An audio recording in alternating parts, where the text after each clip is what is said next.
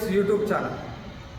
నిన్నటి రోజు శనివారం రోజు ఎంఆర్పిఎస్ జాతీయ అధ్యక్షులు వ్యవస్థాపకులు మందకృష్ణ మాదిగ గారు ఫిబ్రవరి 7న 1000 గొంతులు 1,00,000 డప్పులు మహా కళా ప్రదర్శన కోసం సన్నాహక సమావేశంలో నిజామాబాద్ పాత కలెక్టర్ గ్రౌండ్లో శనివారం రోజు నిర్వహించడం జరిగింది. డప్పుల దరువుతో ఇందూరు జిల్లా మారుమోగింది. ముఖ్య అతిథిగా విచ్చేసినటువంటి మందకృష్ణ మాదిగ గారు ఇకనైనా వర్గీకరణ చేసి తీరాలంటూ ప్రభుత్వం మీద మండిపడ్డారు.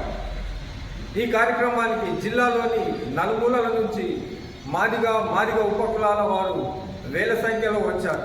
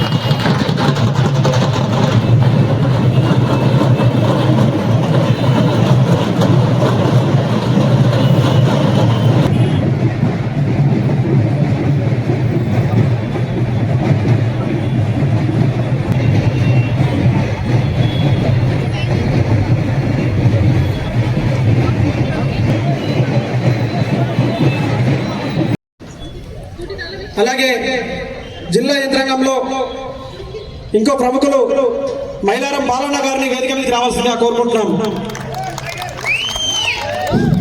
హలో సభ అధ్యక్షులు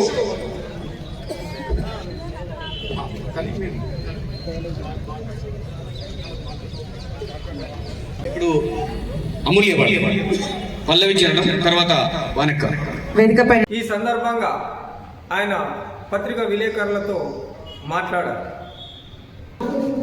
ఎస్సీ రిజర్వేషన్ల వర్గీకరణ అమలు కోసం ఫిబ్రవరి 7న హైదరాబాద్లో జరగబో 1,00,000 డబ్బుల మాదిగల గుండె చప్పుళ్ళు, వేలాది గొంతుకల ఉద్యమ పాటలు అనే ఒక మహత్తరమైన సాంస్కృతిక కార్యక్రమం జరగబోతున్న సమయంలో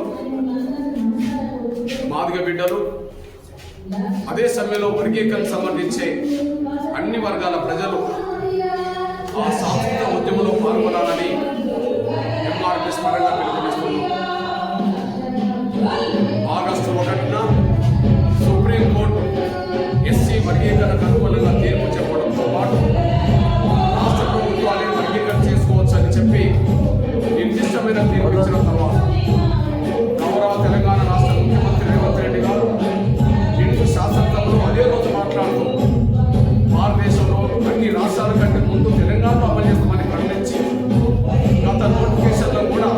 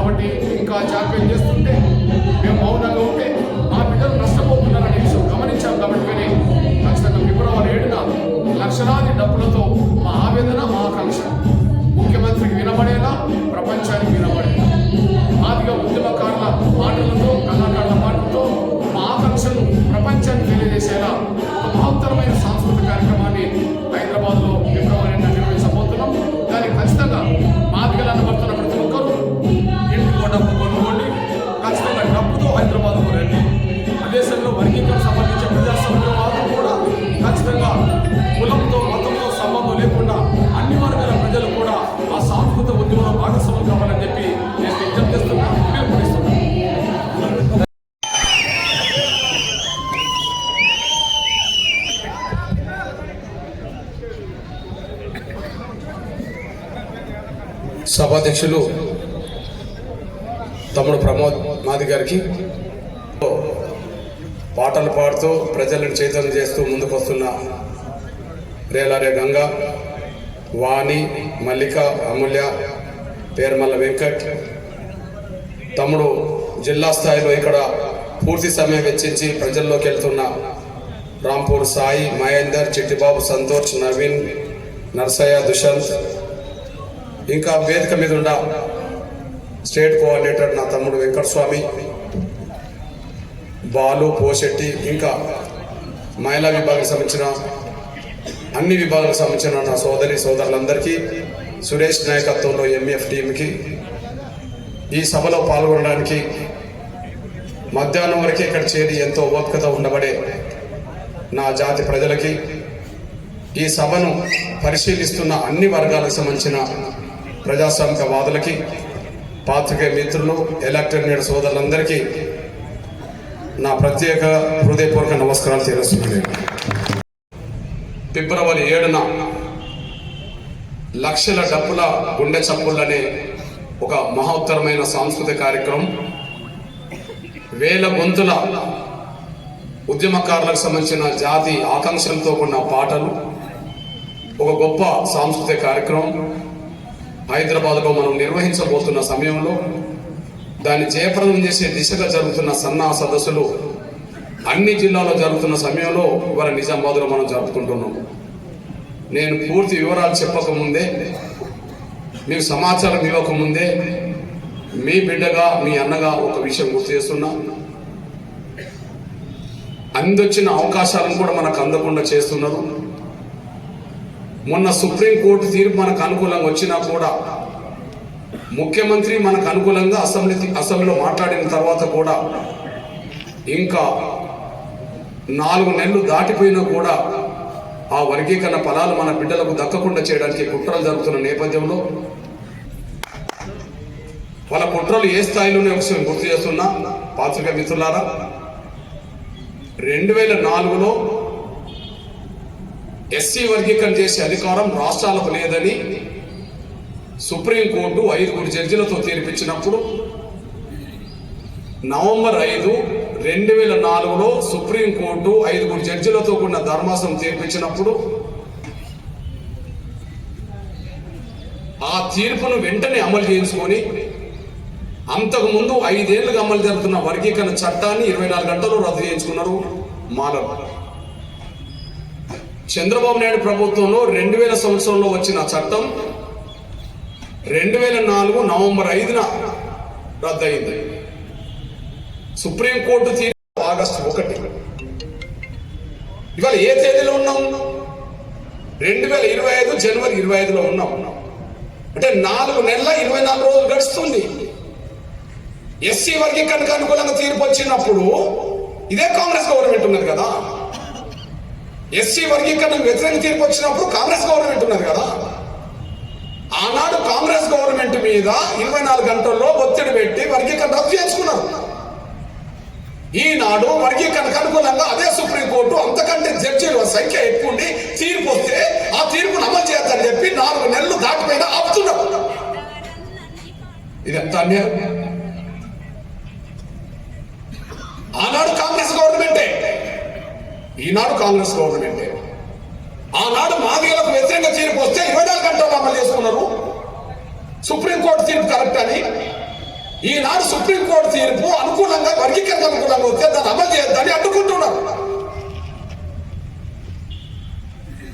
వర్గీకరణ లేకుండా ఉద్యోగాలు భర్తీ చేసుకుంటున్న క్రమం కనిపిస్తున్నది. వర్గీకరణ లేకుండా ఉన్నత విద్య అవకాశాలు మొత్తం అటే పోతున్నట్టు కనిపిస్తున్నది. ఈ పరిస్థితిలోనే మీ బిడ్డగా మీ అన్నగా చెప్తున్నా నేను, ఈ పరిస్థితిలో మీ బిడ్డగా మీ అన్నగా చెప్తున్నా నేను, వర్గీకరణ అడ్డుకునే శక్తులకు ఇంకా కాంగ్రెస్ ప్రభుత్వం తలొగ్గి వర్గీకరణ జాప్యం చేయొద్దని చెప్పి గుర్తు చేయడానికి, హెచ్చరిక చేయడానికి లక్షల డబ్బులతో గుండె చప్పులనే కార్యక్రమం చేపట్టాం హైదరాబాద్ లో. ఆ కార్యక్రమంలో ప్రతి మాదిగ బిడ్డ ముందు డప్పును సంకనేసుకోండి. డప్పులు ఉంటాయి కానీ ఇప్పుడు ఇంటికో డప్పు కొనుక్కోండి. ఎంఆర్పిఎస్ కార్యకర్తలైనా, మాదిగలైనా, ఉద్యోగస్తులైనా, మీరు లాయర్లైనా, డాక్టర్లైనా, ఇంజనీర్లైనా, టీచర్లైనా, ఎవరైనా సరే మీ బిడ్డల భవిష్యత్తు బాగుపడాలంటే, ఎస్సీ వర్గీకరణ ఫలాలు మాదిగ బిడ్డలకు అందాలంటే, మీ బిడ్డల బతుకు బాగుపడాలంటే, మన పిల్లల చదువులు ముందుకు సాగాలంటే, మన బిడ్డల ఉద్యోగాలు రావాలంటే ఫిబ్రవరి 7న జరగబోయే ఆ 1,00,000 డప్పుల మాదిగ గుండె చప్పులలో ప్రతి ఒక్కరు భాగస్వాములు కావాలి. ప్రతి ఒక్కరు డప్పును సంకరేసుకొని రావాలి. దయచేసి నేను జరుగుతున్న విషయాలను చెప్పడానికంటే ముందు ఈ ఒక్క విజ్ఞప్తి చేశాను. మీ బిడ్డల బతుకు బాగు చేయడం కోసం జరుగుతున్న పోరాటం ఇది. ఈ పోరాటం అందరూ పాల్గొనాలి. దయచేసి ఖచ్చితంగా అన్న ప్రతి మాదిగ కుటుంబం నుంచి ఇంటికో డబ్బు వచ్చేటట్టుగా చేస్తామని, ప్రతి ఒక్కరు డబ్బును సంకలనం చేసుకొని వస్తామన్న వాళ్ళు ఆత్మసాక్షిగా చేతులు ఎత్తాల్సిందిగా నేను విజ్ఞప్తి చేస్తున్నాను.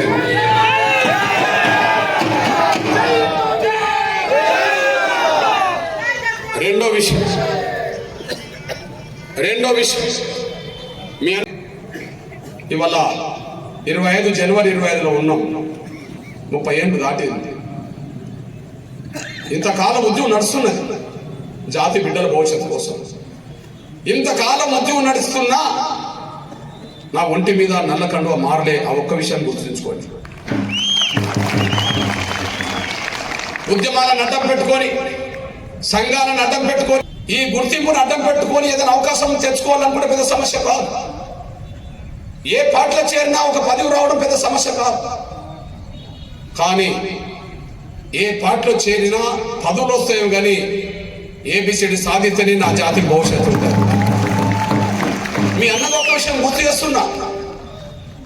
నేను సరిగ్గా చంద్రబాబు నాయుడు గారు ముఖ్యమంత్రి నాయుడు గారికి నేను అండగున్నాను. కానీ అదే సమయంలో చంద్రబాబు నాయుడు గారు నాకు పెద్దపల్లి పార్లమెంట్ టికెట్ ఇచ్చారు. ఇది ఇప్పటి సంగతి కాదు, 27 సంవత్సరాల క్రితం పెద్దపల్లి పార్లమెంట్ టికెట్ నాకు డిక్లేర్ చేశారు.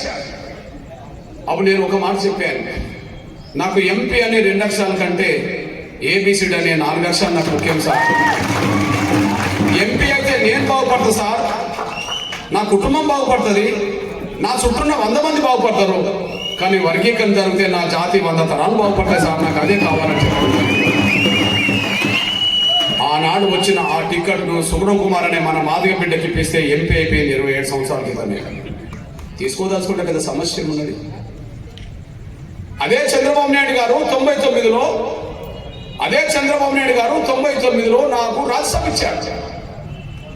ఆ రాజ్యసభ పిసిసి అధ్యక్షుడిగా ఉన్నప్పటి కేశవరావు గారికి, అప్పుడు పిసిసి అధ్యక్షుడు కేశవరావు గారికి రాజశేఖర్ గారు చెప్పిండు, జోపుడి తీసుకుంటాను ఒప్పుకున్నాడు కానీ కృష్ణమాదిగా ఒప్పుకోవట్లేదంటే ఆయన ఢిల్లీలో ప్రకటన చేసిండు, కృష్ణమాదిగా తీసుకోనని నిరాకరిస్తున్నాడు అని చెప్పి. ఆ వార్త పేపర్లోకి వచ్చింది. చూసిన ఈ జిల్లా, ఈ నిజామాబాద్ జిల్లా జుక్కల నుంచి ఓడిపోయిన డి రాజేశ్వరరావు గారు ఇస్తున్నారో ఆ తమ్ముడు నా దగ్గరకు వచ్చి, అన్నా నేను జుక్కల్లో ఓడిపోయి కష్టాల్లో ఉన్నా, నువ్వు వచ్చి రాజశేఖర్ గారు చెప్తే నాకు ఎమ్మెల్సీ వస్తుందంటే ఆయన తీసుకెళ్లి నేను ఆయన తప్ప చెప్తే ఆయన ఎమ్మెల్సీ అయిపోయాడు. అదే సమయంలో మీ బిడ్డగా ఎస్సీ వర్గీకరణ అంశం సుప్రీంకోర్టులో పెండింగ్లు ఉన్నప్పుడు,